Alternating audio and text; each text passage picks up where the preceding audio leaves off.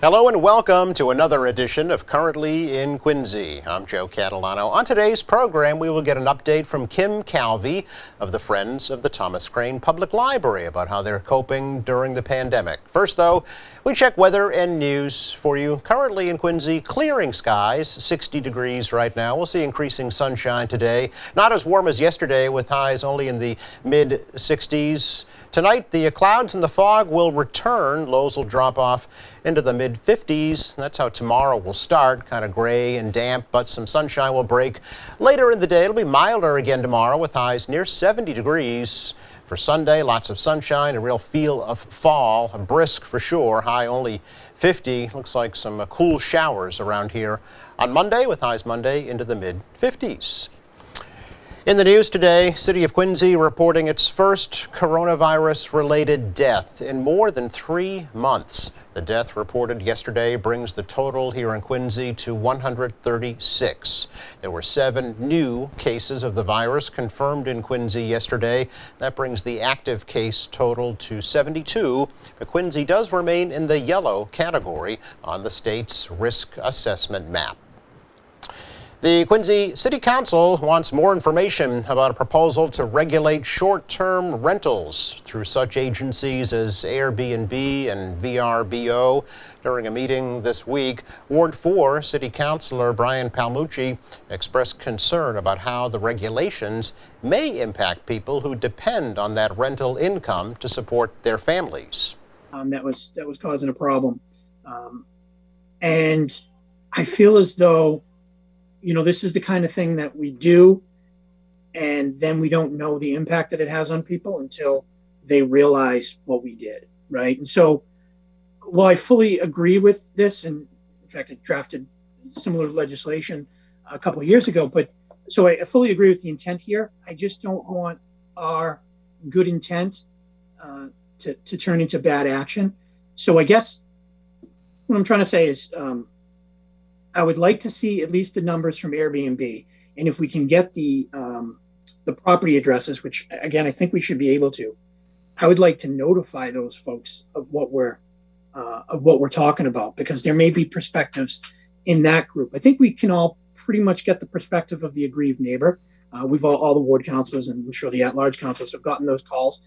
We know what the issues are: people coming and going at all hours of night, making a lot of noise, extra parking. Absentee landlords. I don't think we've had too many big parties, but that's obviously another issue. So I think we get that perspective. I would just like to hear a little bit more from the folks who are running these Airbnbs. I don't know who they are. I don't know if we're talking about professional, mini hoteliers who are they own an apartment building and they're all Airbnbs, or if we're talking about, I don't know, middle-aged couple who have a 2-family, and they rent out the other one. Especially in these difficult times with COVID, if this in any way impacts the way somebody makes money and makes a living, I'd like to know how much and how much of an effect we're going to have if we essentially regulate somebody out of business. Ward 5 Councilor Chuck Phelan supports the regulations, saying that it will protect residential neighborhoods and increase access to affordable housing.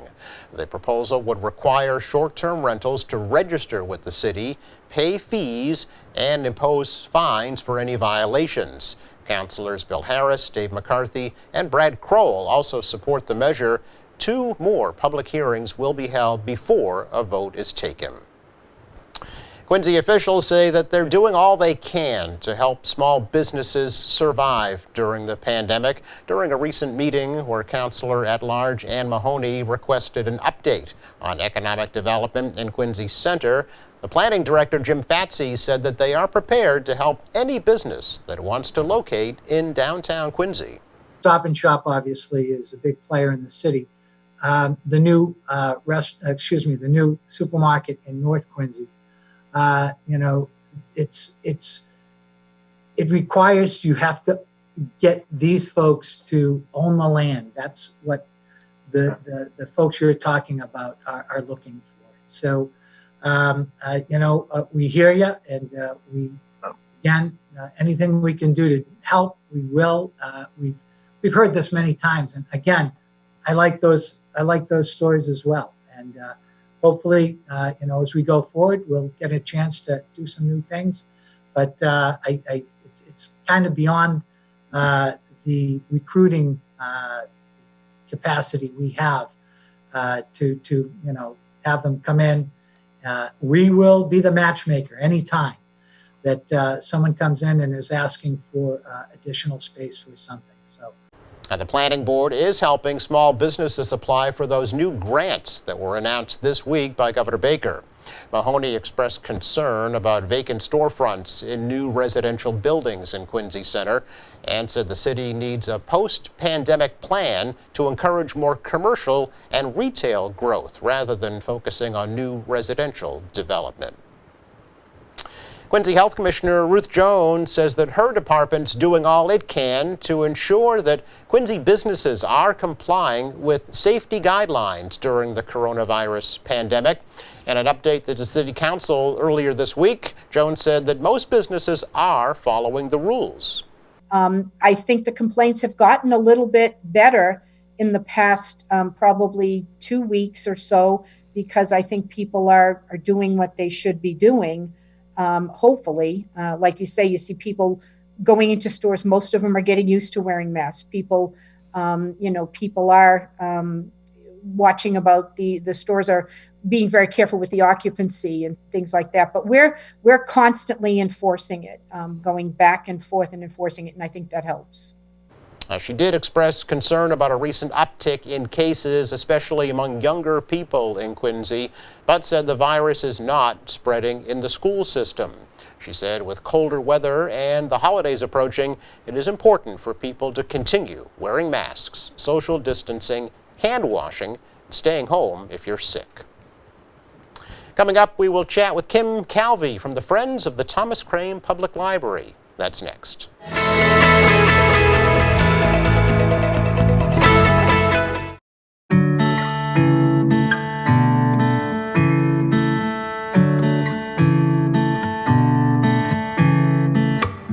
Hello, I'm Sandra Harris, President of AARP Massachusetts. It's the little things that can make a big difference in someone's life.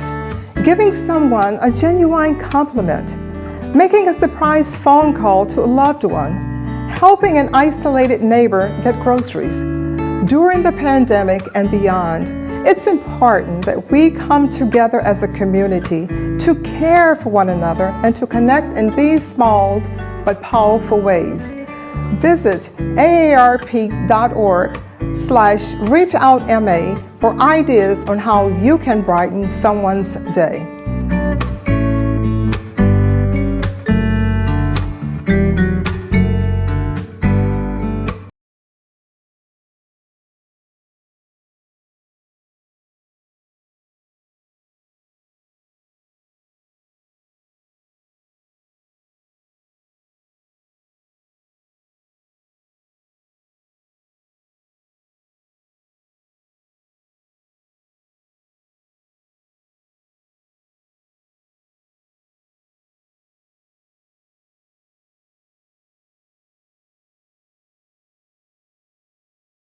For COVID-19 reasons like a stay-at-home order, quarantined, seeking diagnosis for symptoms, caring for your children because their school or care provider is closed, or if you're caring for someone under quarantine. You may be eligible to take up to 2 weeks of paid sick leave and additional leave for childcare needs. Visit dol.gov/FFCRA or call 866-4-US-WAGE. A message from the U.S. Department of Labor.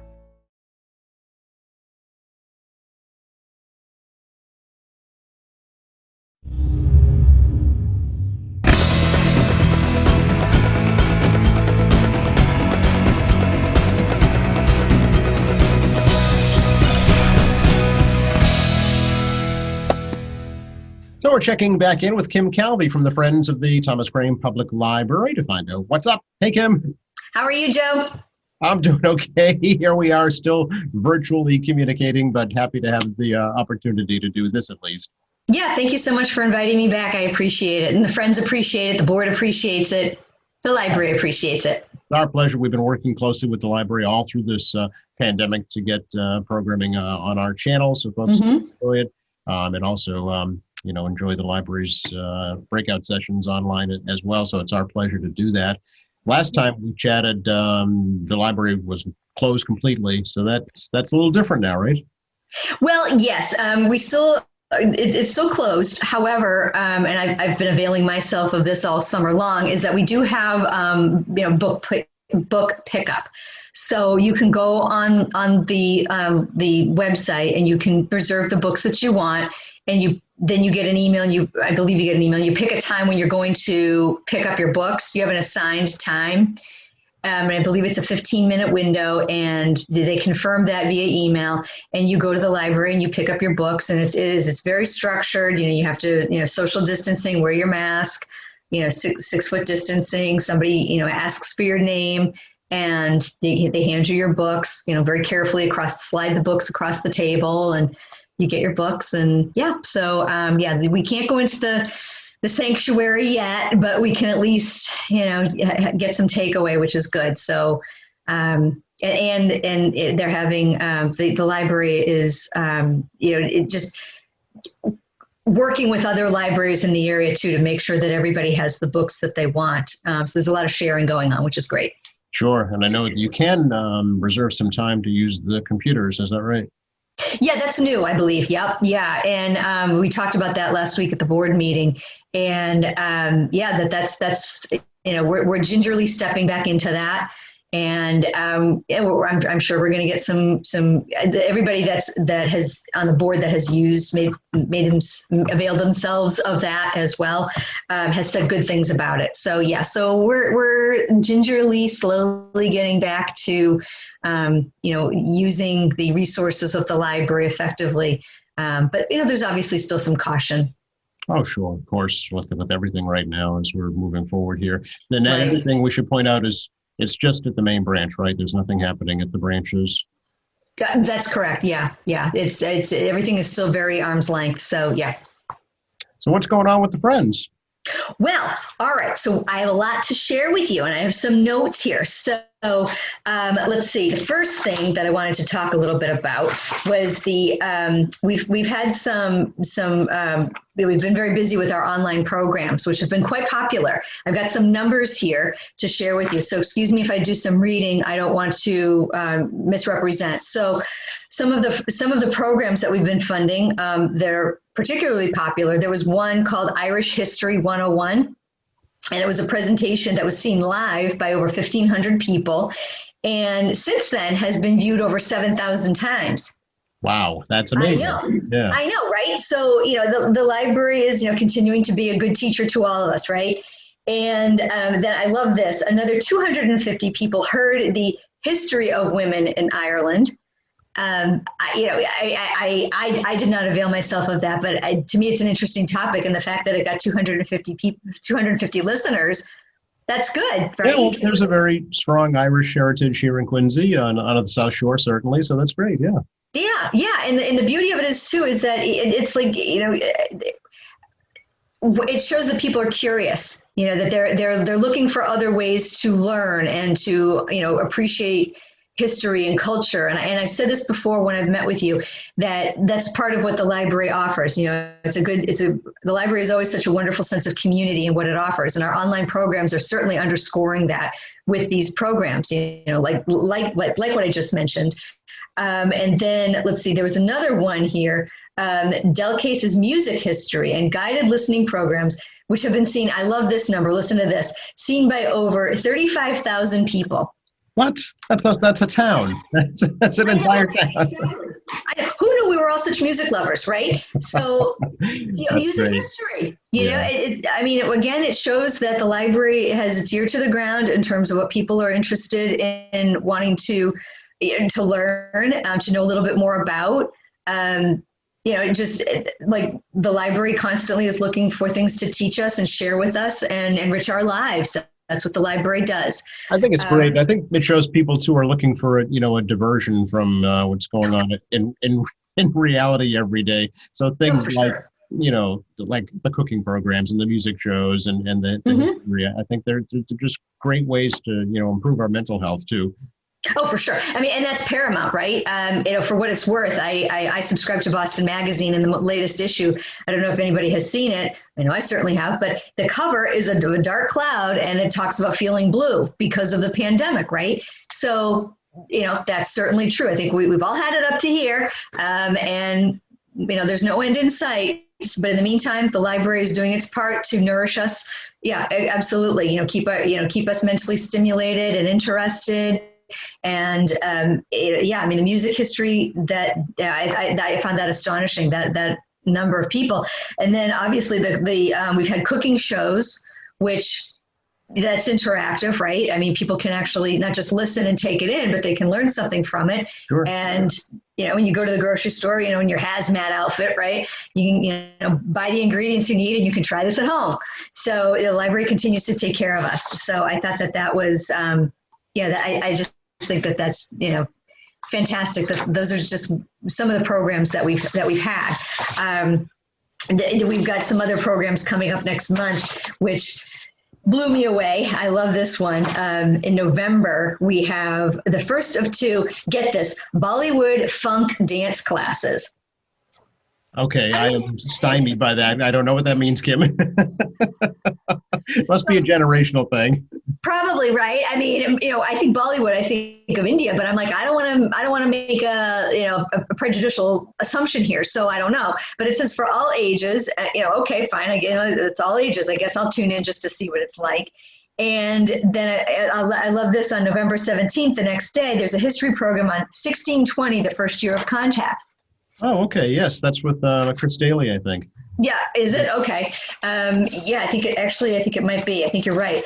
But yeah, the library just, we've been, for the last 7 months, the library has been continuing to fund, online programs and virtual learning. I mean, I know, before I had mentioned, I think it's pronounced Udemy, that where you can learn basically anything. It's, those free programs that are, scholastic in nature. I mean, everything from, design to business consulting to software, that kind of thing.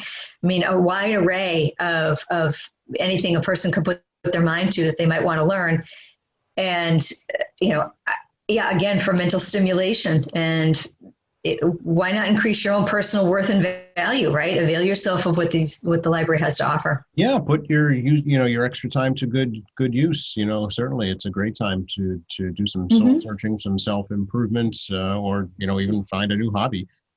Well, right, exactly. And that's the thing. I mean, I always, most people think the library, and they think it's very quiet and stacks of books, and that's true. That is what it is. But because of the pandemic, the library has been busy in other ways too, to get these virtual programs out. I can't emphasize it enough. And there's so many programs, and, there's something for everybody. The website is extremely comprehensive. There's something you can find for yourself. You just, take 10 minutes to dig around. It's just, there won't be enough hours in the day to, enjoy all of the benefits, all of the programs that the library is putting forth for the benefit of everybody. Yeah, it's a great point. I always like to say you don't have to be looking for anything in particular. You just have to go in and see what kind of jumps out at you. You just don't know, which makes it kind of fun. Exactly. And you know what? I mean, we can certainly, draw a parallel line between that and how many times have any of us done a Google search? We're looking for something specific, right? And then something else comes up and catches our interest. And before you know it, 20 minutes have gone by and you've read about, 3 different articles on 3 different topics. And it's kind of like totally off topic. Exactly. Yeah. Yeah, exactly. And, that's kind of a rabbit hole, but you go to the library's website and you're going to find something that's going to, like you said, enrich your own life. You're going to get some value out of it. One thing I wanted to point out too, and I found this a little surprising myself, was that, the library passes are still being used. Library passes, museum passes from the library. Oh, okay. Yeah, it's like I didn't think that that was the case, but there are some museums that okay, so I mean, obviously social distancing, everybody's still being very careful and so forth, but if you really want to go to a museum, find out from the library if that particular museum is opening and is open, and you can use the passes and make complete use of them. I mean, get yourself out of the house. Why not? Well, I know the Museum of Fine Arts is open on a limited basis. I know the Museum of Science, I believe, the New England Aquarium, they all have their own separate policies, but yeah. Right, exactly. And that's critical too. I mean, obviously examine the policies before you go so you can maximize your trip. But again, I mean, the library is an excellent mediator to take care of that for us. Just go on the library website, see what's open, book those passes and treat yourself and go. Sure. Do you know, Kim, has the bookstore been open at all or doing anything yet? The bookstore is not open, but we can't wait. We can't wait. I will. Oh, here's what I need to tell you about the bookstore. This is huge. So on Tuesday, November 10th, I love this. Ken Gloss, who is a frequent guest appraiser on the Antiques Roadshow. Yeah. He's also the owner of the Brattle Bookshop. He'll be joining the library at 7 p.m. on that day. And the admonition for library goers is to clear off your bookshelves because some people are wondering what the potential value of some of their old books happens to be. Yes, I've had Ken on the program here many times. He is an excellent appraiser, and he'll tell you things about your publications you had no idea about before. Even if it's not a valuable item, there'll be something interesting that he can tell you about it. Yeah. I mean, and that's the thing. I mean, I know for myself, I mean, I'm a total book junkie. It's what I spend my money on, and I might, I'd be curious to see what some of my books might. Even if they're not necessarily worth huge amounts of money, to me, they're worth a lot more than that. Some little tip, like sometimes it's like you get a book it's limited edition, right? Or it's out of print right now. I would think that if you have a book that's been out of print for many, many years, there's more value to it. But I remember reading a long time ago an article that some books that are out of print, they use old fonts, they use old ink or something like that, and that increases the value. Okay. I'd be curious to find out if that's, from Ken, if that's true, what he might have to say about that. Why not? Absolutely, yeah. He can tell you that. He also he has a lot of knowledge of old, if you have maps or instruction manuals or auto repair manuals, anything that's in print, basically he can tell you something about it. So what's that? That sounds like a lot of fun.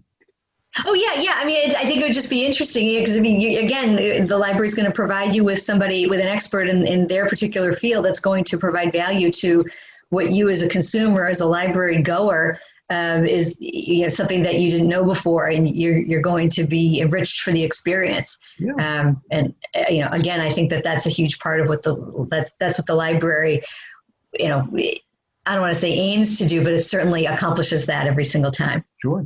Do you need a library card to utilize these online services, Kim?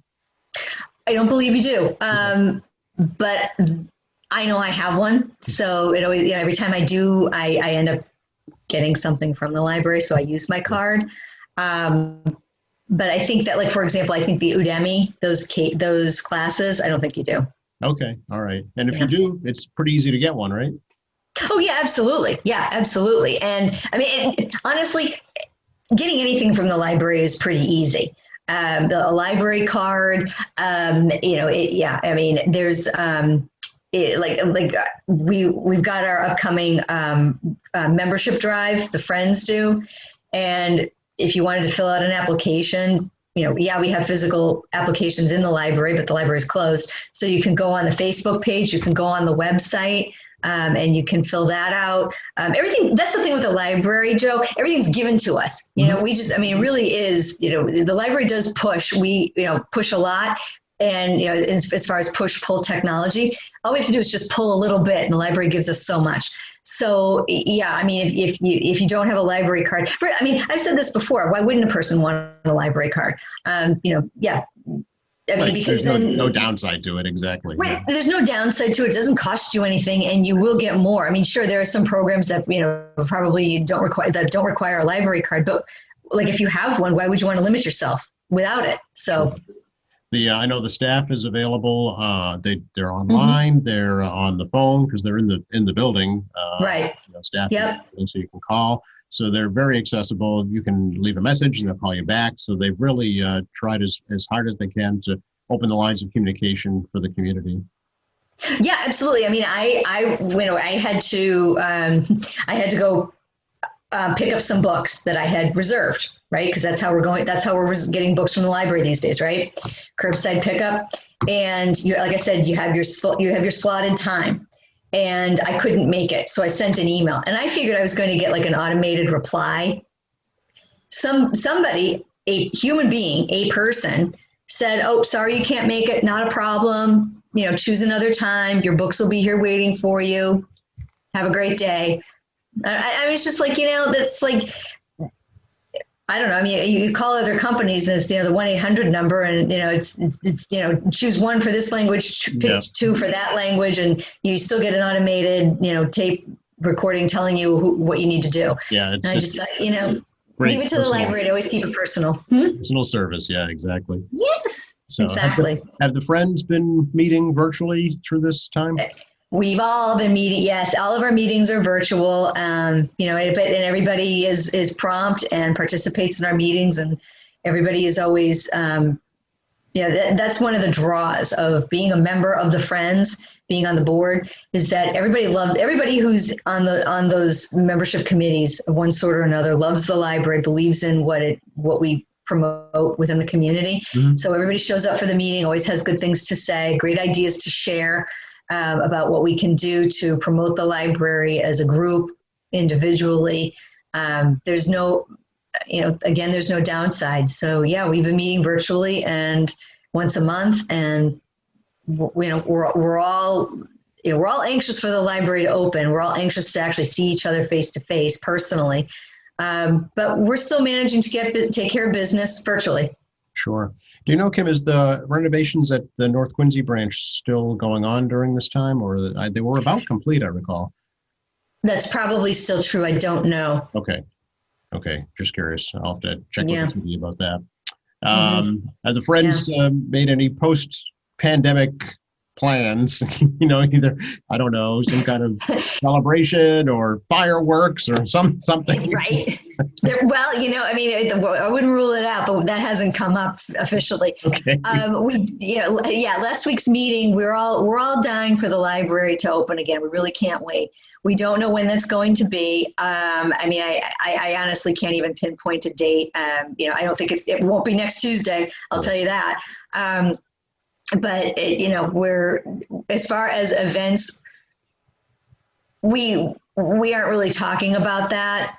I mean, if we are, it's extreme hypotheticals. Okay. Well, if it does happen to open, we could do this. Yeah. Okay. It's- That doesn't get anybody anywhere. Yeah. Right. Exactly. I mean, that we don't entertain that notion for more than 30 seconds because it's a unproductive use of time. So, Right. but I know for a fact that when we do know the library is going to open, we will jump back in, and the library is going to sponsor events, host events. We're all going to be, like I said, we will all be glad that the library will be open once and for all. And, even if there are some, social distancing restrictions still, just to be in the building, we will be glad of that. And we will, as the Friends, as the board, we will look forward to advancing and hosting live events. But in the meantime, we're maximizing what's virtual, what's online, clearly to great response. Mm-hmm. Yes. And I would expect that once the library is open, we'll have an even greater response because everybody's going to want to show up. Yeah, absolutely. All right. Anything else we should let folks know about right now? Well, I'm looking through my notes here too. Let's see.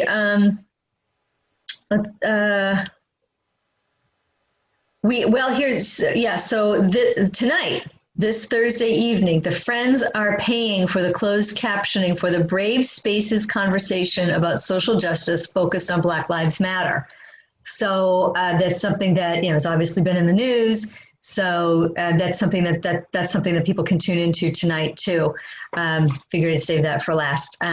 So Okay, yeah, so that's this is October 22nd. We're taping this, so it won't be live when folks are seeing this interview. But I'm sure it'll be archived on the library's website for folks to review after the fact. Yeah, sorry about that. Yes, thank you for pointing that out. But yeah, that's absolutely true. So yeah, I mean, it's that's another thing too, is that the library is constantly making sure that what's going on, and again, not just what it can provide for the community in terms of enriching us, whether it's books or classes or any kind of lecture, or lecture series, movies, whatever it is.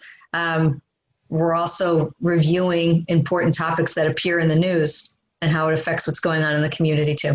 Yes, and I know the library is part of the Quincy COVID Memories Project, so collecting people's experiences of life during the pandemic, right? And creating an archive for future generations, and that's something that's ongoing. Yeah, well, it's ongoing for sure. Let's hope eventually they can conclude that project. But yeah, I mean, that's another example of where the library is making sure that stories, again, are archived and heard and reviewed later for future consideration. Yeah. Absolutely. So good to see you, Kim. Thank you so much. Nice to see you too, Joe. Thank you so much for having me on the show. That's our pleasure as always, and we'll have you back too. And I'm going to keep saying this every time we met. Hopefully it'll be in person next time. I hope so too. Fingers crossed. We'll see. I hope so. That'd be nice. All Thank right. you. Thanks. You're welcome. Thank you. Bye-bye. Thank you. Bye-bye.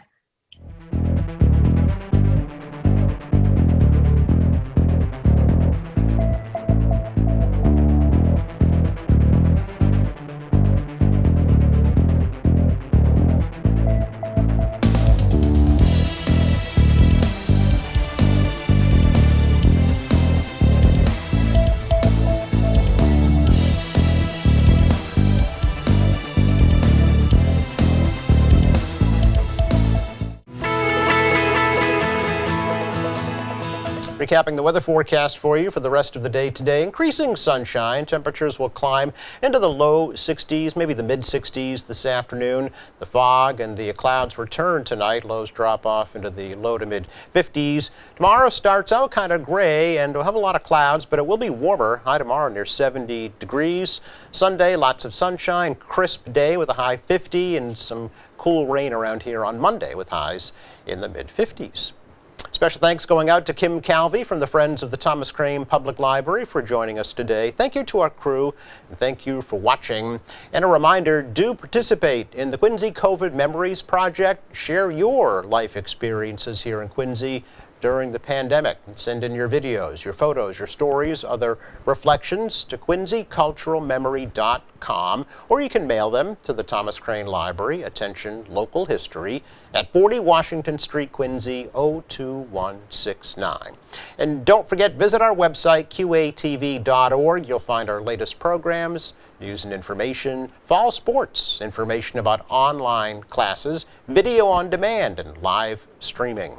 Coming up on Monday, we'll chat with Beth Israel Deaconess Hospital President Rich Fernandez about their new health center that's opening up in Quincy Center next Wednesday. For all of us here at Quincy Access Television, I'm Joe Catalano. Please stay safe.